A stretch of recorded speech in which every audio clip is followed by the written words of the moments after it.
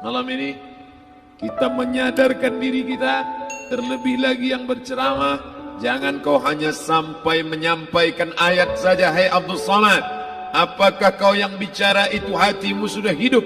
Senantiasa merasakan diri, aku orang paling hina, aku orang paling kotor, ditempelkan kening ke lantai di tempat yang diinjak tapak kaki, mengatakan bahwa aku bukan siapa-siapa. Umur diberikan Allah 40, 60, 70. Berapa yang kupakai untuk menolong agama Allah? Berapa yang kupakai untuk mengingat Allah? Mata, tangan, telinga, kaki akan diminta tanggung jawab di hadapan Allah. Dulu dibangga-banggakan, dihormati, dimuliakan. Yang kami muliakan Al-Mukarram, Al-Ustad. Tapi pada saat tiba masanya, yang kita bawa tak lain tak bukan innallaha la yanzuru ila ajsamikum. Allah tak menengok badan, fisik, bentuk tubuh, baju. Ini sampulnya saja. Wala ila suwarikum, Allah tak menengok rupa, wajah. Walakin yanzuru ila qulub. Hati kamu yang bersih itulah yang kau bawa menghadap Allah Subhanahu wa taala. Yauma la yanfa'u malun, harta tak berguna, wala banun, anak tak bisa menolong, harta tak berguna, anak tak mampu menolong, illa man atallah, kecuali orang yang datang menghadap Allah biqalbin salim,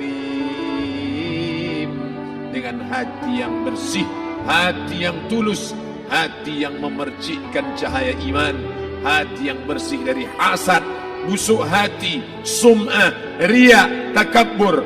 Itulah yang menolong di hadapan Allah Subhanahu wa taala. Apa kata Imam Ali radhiyallahu an?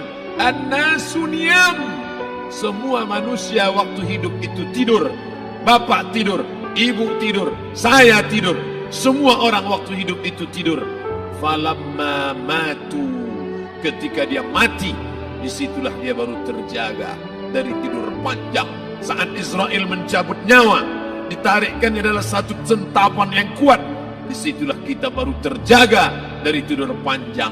Betapa aku meninggalkan salat, betapa aku tak berzakat, betapa dulu kekuasaan.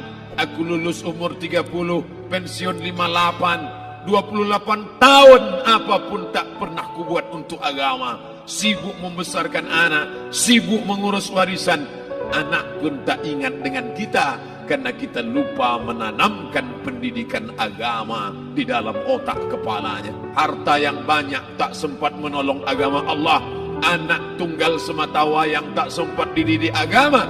Istri meninggalkan dalam keadaan stres susah hatinya, karena dia tak diajarkan sabar menerima ridha ketetapan takdir Allah.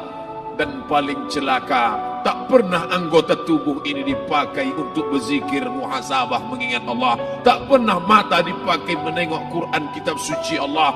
Tak pernah dipakai hati merenung sejenak, apa yang akan kubawa mati menghadap Allah Subhanahu wa taala. Abdul Samad dari dalam tanah naik ke atas tanah, ceramah,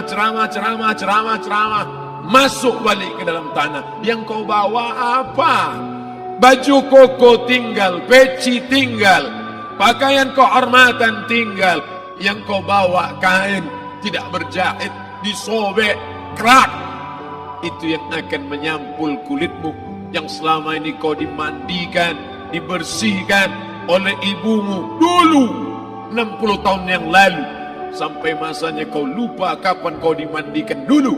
Sekarang ruh melihat, disebut dia ruh, karena dia raha ya ruhu ruh, seperti aroma semerbak yang datang pergi hinggap.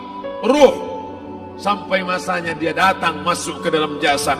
Ruh, sampai masanya dia pergi meninggalkan jasad. Malam ini dimuliakan Al-Mukarram Haji Abdul Samad LCMA.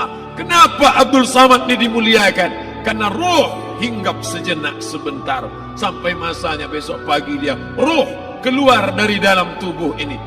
Anak yang katanya ayahku sayang, istri katanya kaulah abang, sampai masanya mereka tak lagi mau mendekat. Rumah itu saya yang buat, saya yang mengukurnya.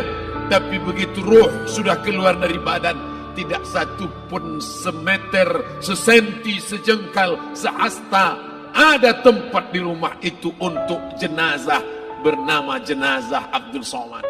Mana kawan, sahabat, andai tolan, anak menantu, teman sekantor, semuanya pergi meninggalkan.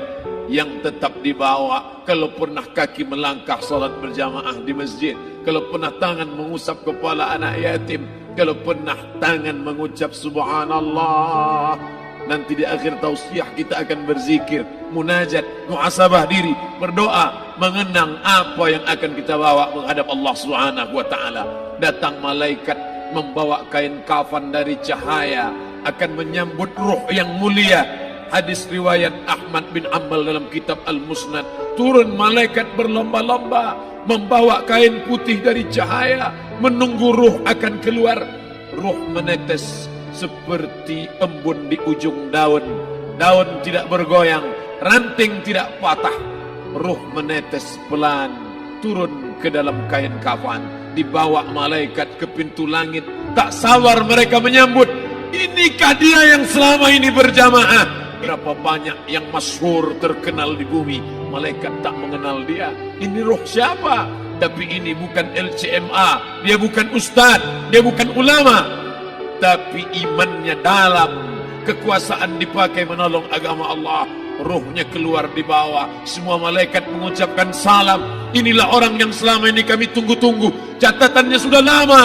Setiap pagi petang malaikat subuh membawa catatan namanya, malaikat malam membawa catatan namanya. Kami merindukannya.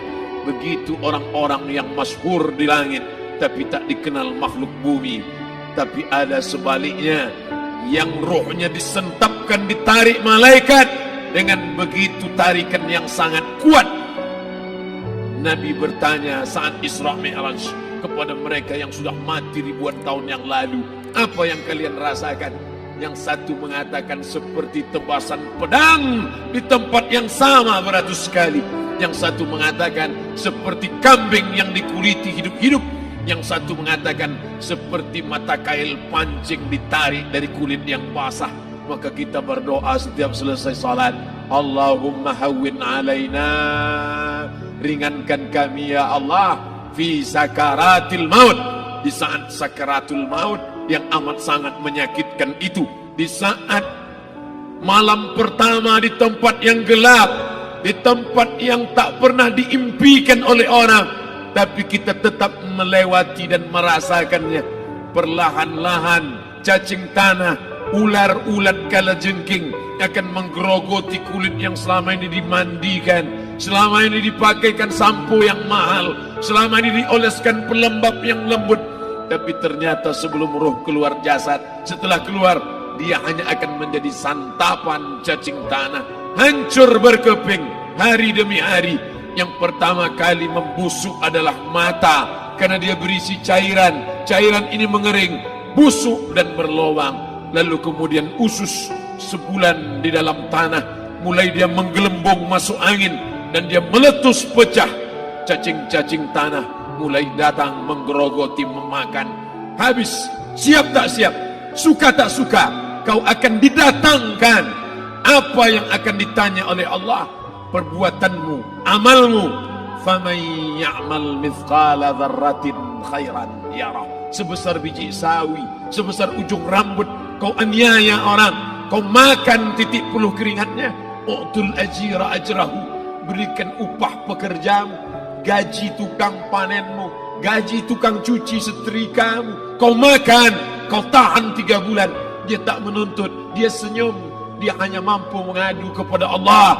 Tapi titik peluhnya yang keringatnya, air matanya akan kau balas di hadapan Allah Subhanahu wa taala. Di saat itu tak ada siapa bisa menolong. Hari ini uangmu banyak, kau bayar pengacara handal 1 jam 100 juta, bebas tanpa syarat. Tapi di hadapan Allah semua akan bersaksi. Al-yawma nakhtimu ala, lidah yang selama ini pandai bicara dikunci, ditutup Allah Ta'ala yang akan bicara. Wa tukallimuna aydihim wa tashhadu arjuluhum, kaki akan bersaksi, tangan akan bicara. Bima kanu yaksibun, yang pernah dilakukan di masa yang lalu. Mata melihat seolah-olah nyata perbuatan itu pernah dilakukan dulu. Kita lupa, kita tak ingat. Tapi catatan malaikat terlalu terang benderang